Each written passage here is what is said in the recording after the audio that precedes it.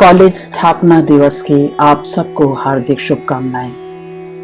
आज मैं श्री ब्रजकृष्ण चांदीवाला जी की पुस्तक से कुछ अंश आपके समक्ष पढ़ती हूँ। श्री ब्रजकृष्ण चांदीवाला उन मूक सेवकों में से थे जो काम तो करते थे पर अपनी सेवाओं की खबर दूसरों तक पहुंचने नहीं देते थे। पूज्य महात्मा गांधी जी के साथ उन्होंने बहुत दिन बिताए और बड़ी सेवाएं की। उनके चरणों में रहकर उन्होंने जो कुछ देखा और सीखा वह हम सब के लिए बहुत कीमती अनुभव है और वही इस पुस्तक में बड़े सरल और रोचक रूप में उपस्थित है। 1920 में खिलाफत और असहयोग आंदोलन आरंभ हुए और गांधी जी कई बार दिल्ली आए। अब वह डॉक्टर अंसारी की दरियागंज वाली कोठी में ठहरा करते थे। उन दिनों भी मैं यानी ब्रजकृष्ण चांदीवाला उनके यहाँ बकरी का दूध पहुंचाया करता था। डॉक्टर साहब बड़े प्रेम से मुझे गांधी जी की ग्वालन कहा करते थे। मैं गांधी जी के इधर उधर मंडराया करता था मगर उनसे बात करने का साहस अब भी नहीं आया था। मैंने कॉलेज की पढ़ाई छोड़ दी, चरखा चलाना शुरू किया। बंबई जाकर चौपाटी पर कपड़ों की होली में अपने विदेशी कपड़े भी भेंट कराया और खादी पहनना शुरू कर दिया। फिर भी बापू से बात करने की हिम्मत ना आ सकी। पहली बार जब घर से चप्पल पहनकर बिना जुराबों के गली में निकला था तो ऐसा लगा मानो सारे दुकानदार मेरी ही ओर देख रहे हैं। यंग इंडिया और हिंदी नवजीवन पढ़ना शुरू कर दिया था और गांधी जी की हिदायतों के अनुसार चलने का प्रयत्न करता रहता। आखिर एक दिन सारा साहस बटोरकर मैंने अपने खून से बापू को पहला पत्र लिखा। वह उन्हें मिला भी या नहीं मैंने उनसे कभी नहीं पूछा। 1924 के उपवास के बाद गांधी जी नवंबर मास में दिल्ली से साबरमती आश्रम चले गए। उस वर्ष वह बेलगांव कांग्रेस के प्रधान चुने गए थे। उनके दिल्ली से जाने के कुछ ही दिन बाद अचानक मेरी पत्नी का देहांत हो गया। इस दुर्घटना ने मुझे गांधी जी के और भी निकट पहुंचा दिया। मैं उनकी करुणा का पात्र बन गया। किन शब्दों में व्यक्त करूं मैं उनका प्रेम जो मेरे प्रति रखते थे। बस इतना ही कह सकता हूं कि यदि उन्होंने मुझे अपनी शरण में न लिया होता तो आज ना जाने मैं कहां धक्के खा रहा होता। मैंने कभी अपने को उनके निकट रहने के योग्य नहीं पाया। मेरे दिल में सदा एक संघर्ष चलता रहता था। दिल की चाहना तो यही थी कि सदा उनके निकट बना रहूं, मगर मन की दुर्बलताओं को देखकर मैं सदा उनसे दूर रहने की सोचता।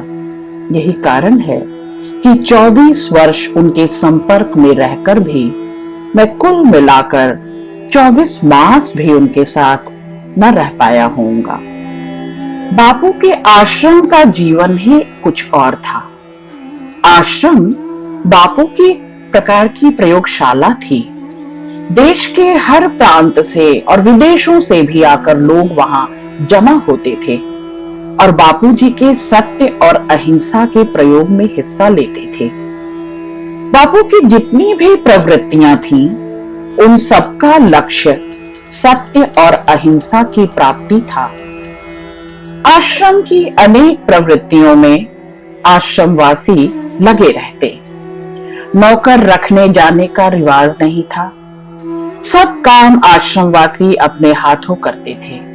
आश्रम की सफाई, पैखाना साफ करना, कपड़े धोना, खाना पकाना, बर्तन साफ करना, साग काटना, यह सब काम आश्रम के लोग स्वयं करते थे।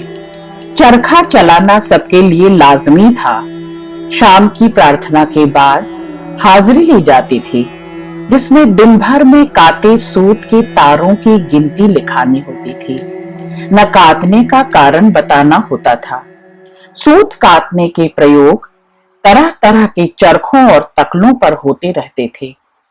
कताई की गति कैसे बढ़े, सूत कम से कम टूटे, वह बारीक हो, मजबूत हो, समान हो, ये सब बातें बताई जाती थी। इसके संबंध में कपास ओटना, रुई साफ करना, धुनना, पूनी बनाना आदि भी सिखाया जाता था। तरह तरह की धुनकियों के प्रयोग होते रहते थे। कपड़ा बुनना, बढ़ई का काम, लोहार का काम, चमार का काम, जूते बनाना, यह सब आश्रम में ही सिखाया जाता था। बापू ने अपने आश्रम जीवन में महिलाओं के लिए भी शिक्षा का बहुत प्रबंध कर रखा था। बापू स्वयं बहनों को पढ़ाया करते थे। गायन सिखाने के लिए पंडित जी भी थे, जो बड़े मधुर कंठ से तंबूरे पर प्रार्थना और भजन गाया करते थे। आश्रम के नियम बने हुए थे। प्रबंध के लिए एक छोटी सी कमेटी भी थी। हर एक को मताधिकार था। स्त्रियों को भी बराबरी के अधिकार थे। आश्रम में जब कभी कोई परिवर्तन होता था तो सबकी सलाह से। और अंत में उसी पुस्तक की ओर से गांधी की देहावसान पर भाई जी का लिखा हुआ पृष्ठ, निर्वाण संध्या। 30 जनवरी की बात मैं क्या लिखूं? मैंने तो स्वप्न में भी नहीं सोचा था कि किसी दिन बापू का वियोग भी सहना पड़ेगा। कम से कम मेरे सामने तो वह नहीं जाएंगे, ऐसा मेरा विश्वास था। मैंने एक उन्हीं का पल्ला पकड़ा था और वही मेरे सर्वस्व थे। शुक्र के प्रातः काल की बात है। सदा की तरह 3 बजे उठकर उन्होंने मुंह साफ किया। 3:45 बजे प्रार्थना हुई। बापू बरामदे में बिछे बिस्तर पर से उठकर लड़कियों का सहारा लेकर कमरे में अपने बैठने के स्थान पर आए और काम में लग गए। 4:45 बजे उन्होंने शहद और नींबू का रस और गर्म पानी पिया। 5 से 6 बजे के बीच में 16 औंस मौसमी का रस लिया और काम करते करते ही सो गए। और यह पन्ना उस आखिरी क्षण से जो साक्षी रहा बापू के और भाई जी के बीच, यह इस पुस्तक का भी आखिरी पन्ना है, उसी निर्वाण संध्या का। रात के 2 बज चुके थे। बापू जी को अंतिम स्नान करवाना था।